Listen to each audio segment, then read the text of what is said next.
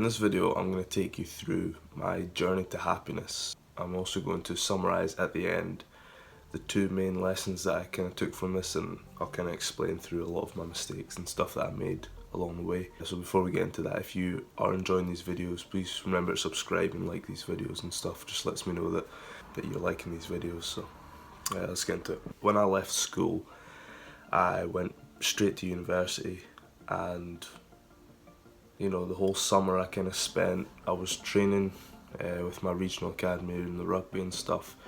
I was lucky enough to do a couple of pre-season sessions with a professional club, which I found really enjoyable and a great experience. And I moved to university, and throughout this whole summer and stuff, I was basically out every weekend, just drinking, partying, whatever was going on.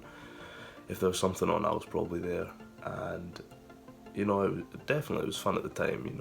I'll not get you wrong, I did enjoy it at the time, but I'll explain here as I'm going into university. It's kind of, I'm getting probably midway through the first semester and stuff, and I'm starting to, when you sit down in the club or something, I don't know if anyone's ever experienced this, you sit down in the club and I kind of already knew what I wanted to do with my life. I knew I wanted to be a professional rugby player, and for some reason I was still at university at this time. I have left now. Still sort of thinking about what I thought I'll do university and then I'll worry about rugby afterwards. I was almost delaying that, so it kind of felt like I was just, when I was at university, I was just kind of wasting my time. And a quote that I learned recently from Epictetus is, how much longer are you going to put off being the best version of yourself, or something along those lines. I'll put it up on the screen so you can read it. And it was really true. I knew exactly what I wanted to do. I was very fortunate at that young age. I knew what I wanted to do. Not very many people, you'll ask, what do you want to do? So, I'm at uni, I'll see what I want to do. I'm not sure actually, yeah. But I knew what I wanted to do, and I was still wasting so much time. I like to describe it as quite an arrogant use of time, because I could die in a week or something, and I never actually pursued, so I wouldn't have been anywhere near as happy as I would pursuing something than I would be just going out and getting instant pleasure. It's a very cliche term that when you put hard work into something, you enjoy it more, but when you don't have to work for it, it's pleasurable then, but it's very over quickly.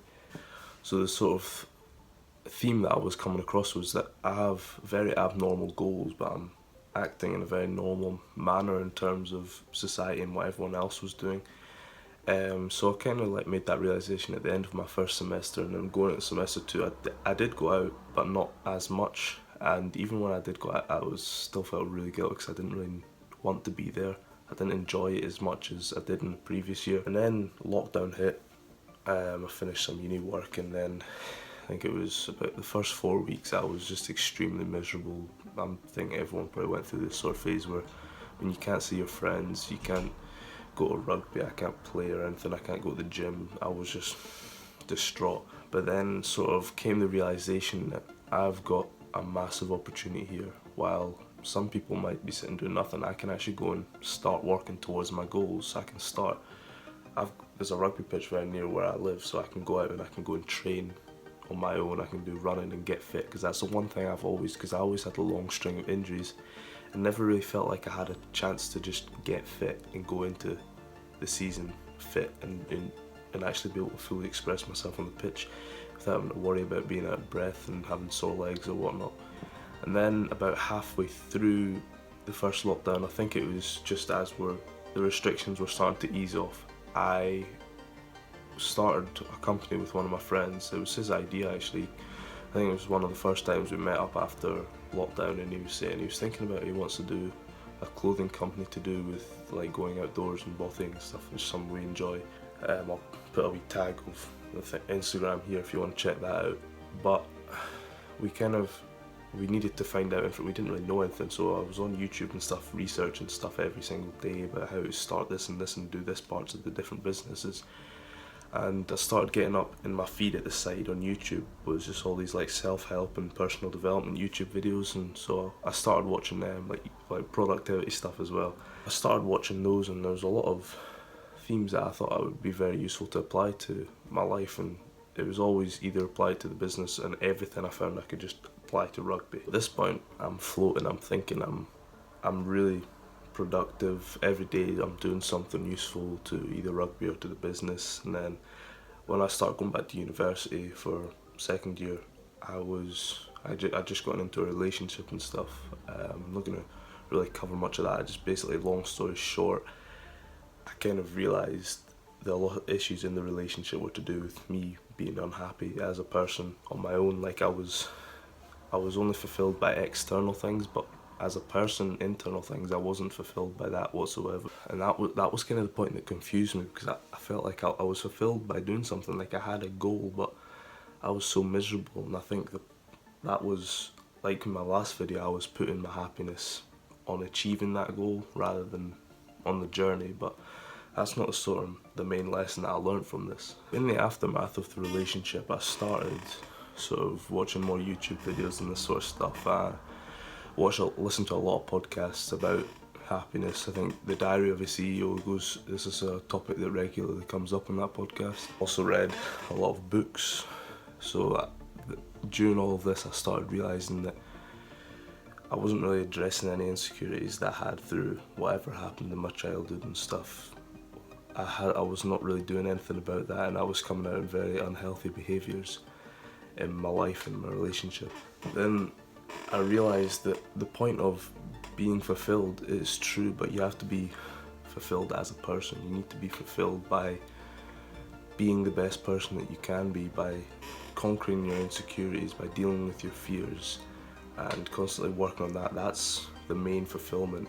I think the All Blacks rugby team speak a lot about, All Blacks need to be a good person. Be a good person means you'll be a good rugby player. Well, you might be terrible at rugby, but you kind of get the gist. Like, you can be really talented, but if you're a bad person, you're not really going to fit into these team environments and stuff.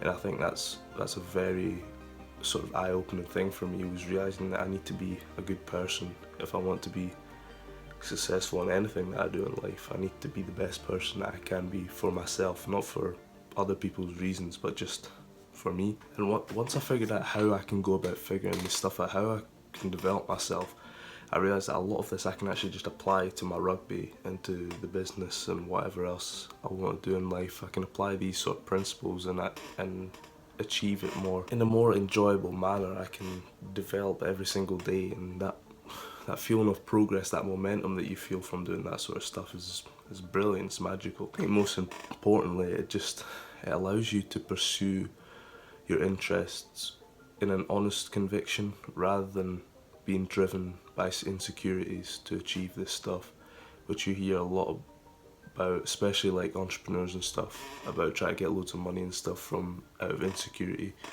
rather than out of an honest conviction of just enjoying the process, enjoying building a business or whatever you're doing, or for myself, enjoying the process of making myself into an elite level athlete. So that kind of ties off my story. The two lessons that I want to summarise this video with, the first one would be to fulfill yourself as a person, to be the best person that you can be. That's something that I work on every day now. I'll journal every single day, whether it's before bed or just random bits during the day. I'll write down things from experiences that I've had. So if I'm going out to work or to rugby or something, and something happens that either I felt slightly anxious about or I just wasn't completely comfortable, I'll come back, I'll write down about this, and I'll use the wisdom that I have and the knowledge that I have to try and decipher why I felt this way and how I can not feel that way again if it was uncomfortable, or if that was just a natural reaction to doing that. And that allows me to try and develop every single day. Secondly, stop wasting your time with pleasure if you know what you want to do. You could die next week and not being half as happy as you could have been if you were pursuing your goals rather than instant gratification and pleasure. Like I said at the start, if you like this video, drop a like, comment anything that you want. And yeah, subscribe to the channel for more videos like this. I'll see you next week.